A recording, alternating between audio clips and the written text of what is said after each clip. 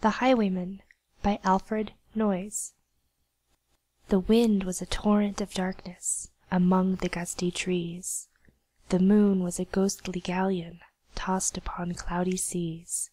The road was a ribbon of moonlight over the purple moor, and the highwayman came riding, riding, riding. The highwayman came riding up to the old inn door.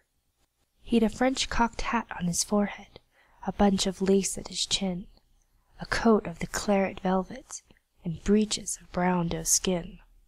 They fitted with never a wrinkle, his boots were up to the thigh, and he rode with a jewel a twinkle, his pistol butts a twinkle, his rapier hilt a twinkle, under the jeweled sky.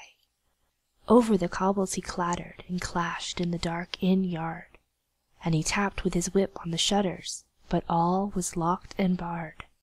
He whistled a tune to the window, and who should be waiting there but the landlord's black-eyed daughter, Bess, the landlord's daughter, plaiting a dark red love-knot into her long black hair. And dark in the dark old inn-yard a stable wicket creaked, where Tim the ostler listened. His face was white and peaked. His eyes were hollows of madness, his hair like mouldy hay. But he loved the landlord's daughter, the landlord's red-lipped daughter. Dumb as a dog he listened, and he heard the robber say, "One kiss, my bonny sweetheart, I'm after a prize to-night, but I shall be back with the yellow gold before the morning light. Yet, if they press me sharply and harry me through the day, then look for me by moonlight, watch for me by moonlight. I'll come to thee by moonlight, though hell should bar the way." He rose upright in the stirrups, he scarce could reach her hand, but she loosened her hair in the casement, his face burnt like a brand, as the black cascade of perfume came tumbling over his breast, and he kissed its waves in the moonlight. Oh, sweet black waves in the moonlight! Then he tugged at his rein in the moonlight, and galloped away to the west. He did not come in the dawning, he did not come at noon, and out at the tawny sunset, before the rise of the moon, when the road was a gypsy's ribbon, looping the purple moor. A red-coat troop came marching, marching, marching. King George's men came marching up to the old inn door. They said no word to the landlord, they drank his ale instead, but they gagged his daughter and bound her to the foot of her narrow bed. Two of them knelt at her casement, with muskets at their side. There was death at every window, and hell at one dark window, for Bess could see through her casement the road that he would ride. They had tied her up to attention with many a sniggering jest. They had bound a musket beside her, with a barrel beneath her breast. "Now keep good watch," and they kissed her. She heard the dead man say, "Look for me by moonlight, watch for me by moonlight. I'll come to thee by moonlight, though hell should bar the way." She twisted her hands behind her, but all the knots held good. She writhed her hands till her fingers were wet with sweat or blood. They stretched and strained in the darkness, and the hours crawled by like years, till now on the stroke of midnight, cold on the stroke of midnight, the tip of one finger touched it, the trigger at least was hers.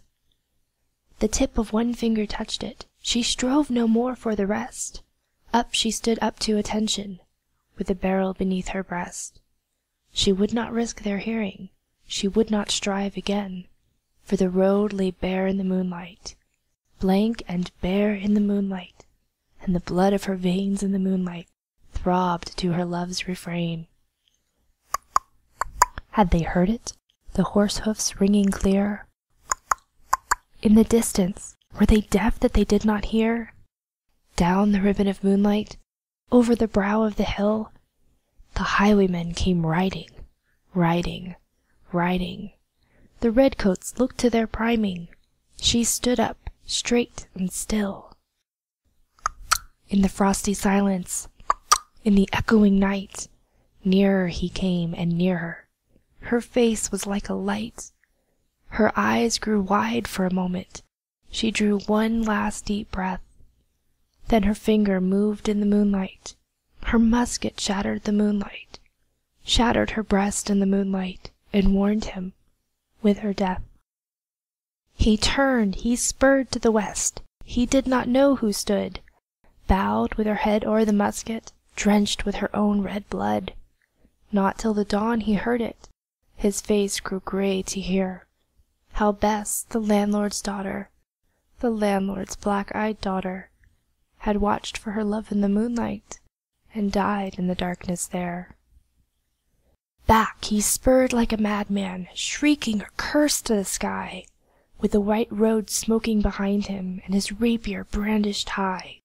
Blood red were his spurs in the golden noon, wine red was his velvet coat, when they shot him down on the highway, down like a dog on the highway, and he lay in his blood on the highway, with a bunch of lace at his throat. And still of a winter's night they say, when the wind is in the trees, when the moon is a ghostly galleon tossed upon cloudy seas, when the road is a ribbon of moonlight over the purple moor, a highwayman comes riding, riding, riding, a highwayman comes riding up to the old inn door. Over the cobbles he clatters and clangs in the dark inn yard. He taps with his whip on the shutters, but all is locked and barred. He whistles a tune to the window, and who should be waiting there but the landlord's black-eyed daughter, Bess, the landlord's daughter, plaiting a dark red love knot into her long black hair. The end.